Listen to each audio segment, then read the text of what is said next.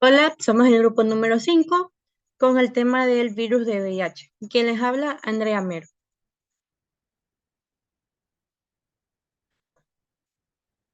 Los virus de inmunodeficiencia humana o VIH derivados del antivirus de primates constituyen los agentes etiológicos del síndrome de inmunodeficiencia adquirida o SIDA.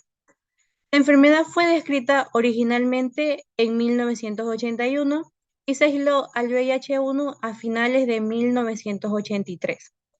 Desde esa fecha, el SIDA adquirió el carácter de epidemia mundial y su ataque y magnitud se ampliaron al grado de que las infecciones por HIV han afectado poblaciones y regiones geográficamente diferentes. El SIDA es uno de los problemas de salud pública más importantes en el mundo desde comienzos del siglo XXI. En concreto, se cree que el VIH actual es una versión mutada del virus de inmunodeficiencia símica de una especie de chimpancé que habita en África Central.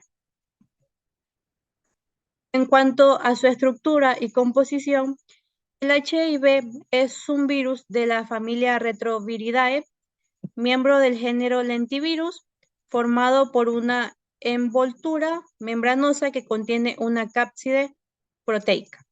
En el interior de esta cápside se encuentra una molécula de ARN monocatenario y un tipo de enzima muy característico, una transcriptasa inversa, además de algunas otras proteínas que ayudarán a infectar la célula huésped.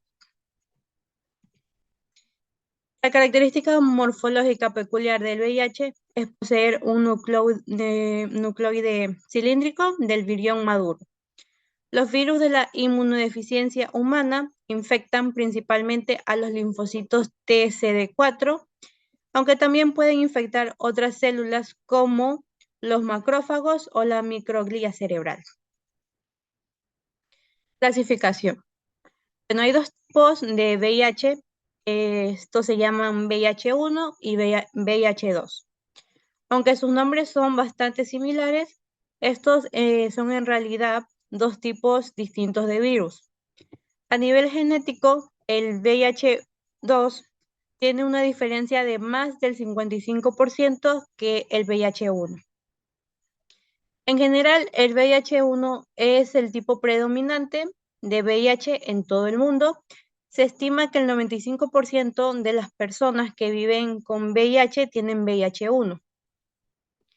El VIH-2 se encuentra principalmente en África Occidental, no se transmite de una persona a otra de la manera como lo hace el VIH-1 y también puede progresar más lentamente.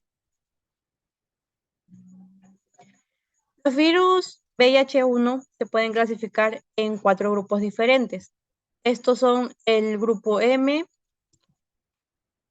el grupo N, grupo O, grupo P, siendo el grupo M eh, tienen la mayoría, los mayores casos en el mundo, y el grupo N, O y P, los menores comunes, que estos se encuentran en África Central y Occidental. Los virus VIH-2 también se pueden dividir en 9 grupos. Estos son el grupo A, B, C, D, E, F, G, H, I. Los grupos A y D parecen ser los únicos que circulan actualmente entre los seres humanos.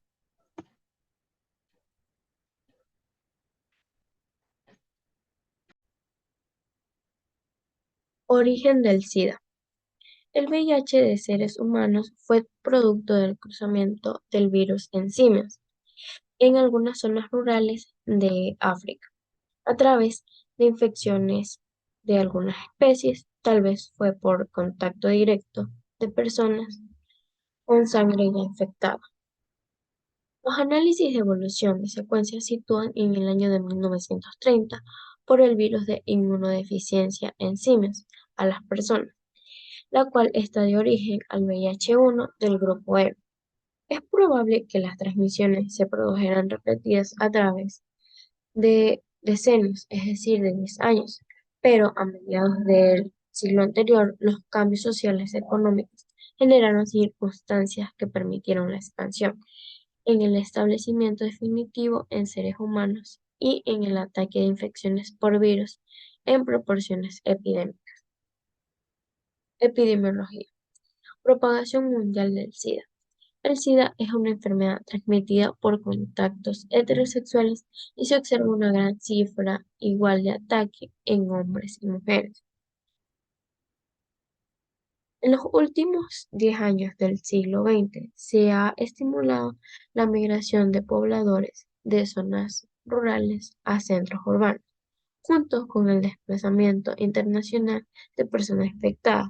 Como consecuencia, son las revueltas civiles, los turismos y los viajes de negocio. El SIDA también fue identificado por primera vez en 1981 en Estados Unidos como una nueva entidad patológica en varones homosexuales. Este también tiende a afectar a los adultos, a los jóvenes y a los trabajadores en su periodo mayor de productividad, por la cual esta fue por la epidemia que ha tenido efectos devastadores en las estructuras sociales y económicas de algunos países. ¿Cuáles son las formas de transmisión? Primero, tener relaciones sexuales anales, vaginales u orales sin preservativos. También compartir agujas, jeringas, máquinas de afectar, alicates, pierces y agujas para tatuar infectados. También las mujeres embarazadas lo pueden transmitir al bebé durante el embarazo, el parto o la lactancia, sin tener el mayor cuidado necesario. El virus común no se transmite. El VIH no se transmite por besar, abrazar ni tener relaciones sexuales en la cual se esté usando correctamente el preservativo. Tampoco no se transmite por compartir vasos, cubiertos, intercambiar ropa, usar el mismo baño o la cama. No lo transmiten los mosquitos ni tampoco el sudor o las lágrimas. Factores que afectan la supervivencia del VIH fuera del cuerpo. La temperatura. El VIH permanece vivo y activo cuando se mantiene al frío, pero muere con el calor. Cantidad de virus en el fluido. Mientras más alto esté el nivel del virus del VIH en el fluido, más tiempo tardará en el cual se vuelva inactivo. La luz solar. La luz ultravioleta del sol daña al virus, por lo cual este no se puede reproducir. El nivel de acidez. El VIH sobrevive mejor con un pH de aproximadamente de 7 y se vuelve inactivo cuando el ambiente es incluso menos ácido. Y su humedad ambiental, como ya lo había mencionado, este virus no permanece, no vive en un ambiente de calor. Es decir, el secado también reducirá la concentración viral del virus activo.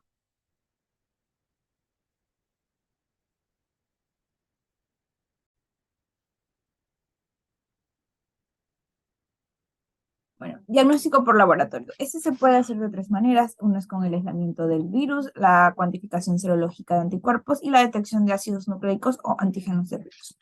El aislamiento del virus. Bueno, esta es la técnica de referencia final para otras técnicas y es obligada cuando se pretende establecer el fenotipo del virus, es decir, si son inductores de sincitio o no. También para ver la actividad in vitro de los antivíricos y puede también servir de referencia para ver la cantidad de virus presente en la muestra de un paciente. Bueno, se supone el cultivo del virus a partir de muestras clínicas que contengan virus libres o células infectadas. En la mayoría de los casos se van a utilizar linfocitos de sangre periférica centrifugadas, separadas mediante centrifugación en un gradiente de Fickle. Estos linfocitos se van a cultivar a 37 grados Celsius, en atmósfera de 5% de CO2, en medios ordinarios, que es RPMI 1640, y 20% de suero de ternera fetal. A esto se le van a adicionar la interleucina 2 junto con linfocitos de un donante sano previamente estimulados con mitógeno, el cual suele ser la fitohemaglutinina. Y bueno, a este cultivo semanalmente se le van a añadir linfocitos estimulados de donante, manteniendo estas condiciones durante 4 semanas y luego se procede a ver la detección del crecimiento. Este se da de dos maneras. Uno es la medición de la actividad retrotranscriptasa en los sobrenadantes por detección del antígeno específicos del virus y otro es la demostración del efecto citopático en forma de sincitios o células gigantes formadas por la fusión de células infectadas. Un dato importante es que el VIH no solamente se puede aislar en linfocitos y líquidos cefalorraquídeos, sino que también puede aislarse en plasma, suero, secreciones cervicales, semen, saliva, leche materna, lágrimas, orina, líquido alveolar, órganos de trasplante y tejido cerebral. Bueno, la serología, esta se da con la técnica de enzimoinmunoanálisis, ella o ELISA, la cual si se realiza de manera adecuada posee una sensibilidad y especificidad mayores del 98%. Cuando esta sale positiva, debe revolvérsele a hacer para confirmar este resultado. Si la repetición vuelve a salir positiva, tiene que hacerse una prueba de confirmación, la cual puede ser la inmunotransferencia. Esta, bueno, va a identificar los anticuerpos contra la proteína P24 del centro de la partícula o también las glucoproteínas GP41, GP120 y GP160 de la cubierta del virus. En caso de no haber equipos para enzimoinmunoanálisis, se pueden hacer test más sencillos como la reacción de la aglutinación y la inmunocromatografía. En la detección de ácidos nucleicos o antígenos del virus, bueno, todos sabemos que se va a utilizar la PCR y hay casos en los que este diagnóstico va a tardar en confirmarse y se da en recién nacidos de madres infectadas por VIH o con antecedentes de riesgo de infección de VIH durante el embarazo, así como también en sujetos con periodos de ventana más largos de lo habitual. Bueno, en la inmunidad sabemos que la infección por el VIH va a debilitar el sistema inmunológico y va a aumentar la susceptibilidad a otras infecciones oportunistas, ya sean bacterianas, víricas o fúngicas. Así como también va a incrementar el riesgo de desarrollar ciertos tipos de cánceres como el linfoma de No-Hodgkin y el sarcoma de Kaposi. Bueno, en prevención vamos a tener medidas de control, las cuales van a seguir un estilo de vida que minimice los factores de riesgo de transmisión del VIH. Es decir, uno de estos estilos de vida va a ser de que una persona infectada debe abstenerse de donar sangre y siempre debe notificar su condición de seropositividad al recibir atención médica u odontológica, ya que pues utilizan materiales que pueden tener ciertos fluidos contaminados y poder transmitir este virus. Bueno, enseñanza orientada a la salud, hay que enseñar que tienen que usar el preservativo como protección en todas las relaciones sexuales y las personas infectadas, obviamente, y también no pueden compartir jeringas o agujas que no estén estériles.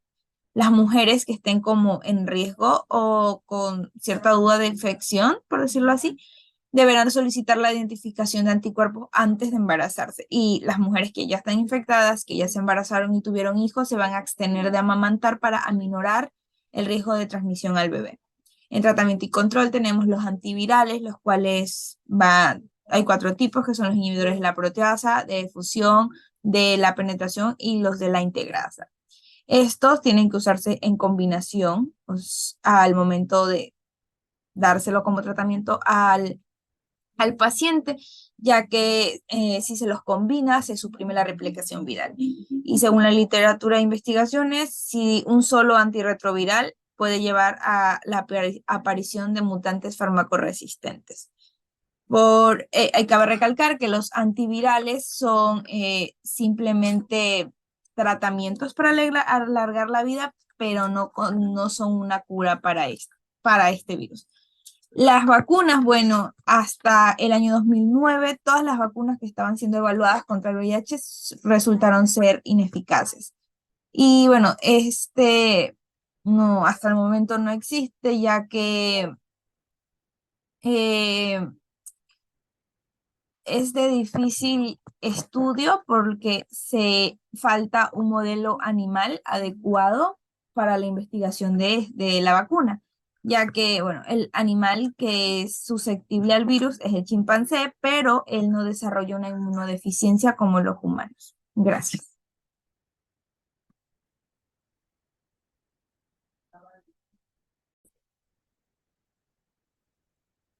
Soy Lucía Zambrano y les voy a hablar sobre patogenia y aspectos patológicos. Después de la primera infección, hay un lapso de 4 a 11 días entre la infección de la mucosa y la viremia inicial, y se detecta a esta última durante 8 a 12 semanas. En este lapso de tiempo se va a diseminar ampliamente el virus en todo el organismo y va a quedar sembrado en órganos linfoides. En muchos enfermos, entre el 50 y 75%, 3 a 6 semanas después de la primera infección va a aparecer un síndrome agudo que es similar a la mononucleosis. Y en esta fase temprana va a disminuir notablemente el número de linfocitos T CD4. Una semana a 3 meses después de la primera infección va a surgir una respuesta inmunitaria al VIH. El número de virus en el plasma va a disminuir este número de virus en el plasma y va a aumentar los niveles de linfocitos T CD4. Sin embargo, la respuesta inmunitaria no va a eliminar de todo la infección en los ganglios linfáticos y van a persistir células infectadas por el virus de inmunodeficiencia humana. El periodo mencionado de latencia clínica puede durar hasta 10 años y en todo este tiempo se advierte muy intensa y constante replicación viral. También se va a calcular que se producen y se destruyen cada 10.000 millones de partículas de virus de inmunodeficiencia humana. Los linfocitos T CD4. Las consecuencias de la disfunción de los linfocitos T CD4 va a estar causada por la infección de VIH y va a tener una reacción devastadora, porque los linfocitos mencionados van a intervenir de manera fundamental en lo que es la respuesta inmunitaria de los seres humanos. Estos van a ser los encargados de manera directa o indirecta de inducir un conjunto muy amplio de funciones de células linfoides y no linfoides. Estas funciones van a ser, por ejemplo, la activación de macrófagos, la inducción de funciones de linfocitos citolíticos naturales y células beta, secreción de diversos factores solubles que van a inducir a la proliferación y la diferenciación de células linfoides que van a afectar a las células hematopoyéticas. Los monocitos y macrófagos. En fecha temprana, después de la primera infección, van a predominar las capas macrofagotrópicas de VIH y estas van a ser las que originan las infecciones iniciales. Incluso si la fuente de transmisión contiene virus M-trópicos y T-trópicos. Y se ha pensado que los monocitos y los macrófagos constituyen reservorios importantes de VIH en el cuerpo. A diferencia del linfocito T, CD4, el monocito es relativamente refractario a los efectos citopáticos de VIH y por ello el virus, además de sobrevivir en el interior de la célula, puede ser transformado por ella a diversos órganos como los pulmones y el cerebro. Y por último, los macrófagos infectados pueden seguir produciendo virus por un largo tiempo. En los órganos linfoides, ahí va a existir una liberación de citocinas que activan un gran fondo común de lo que son los linfocitos TCD4. Y estos van a ser muy susceptibles a la infección por virus de inmunodeficiencia humana. Al evolucionar la enfermedad y llegar a etapas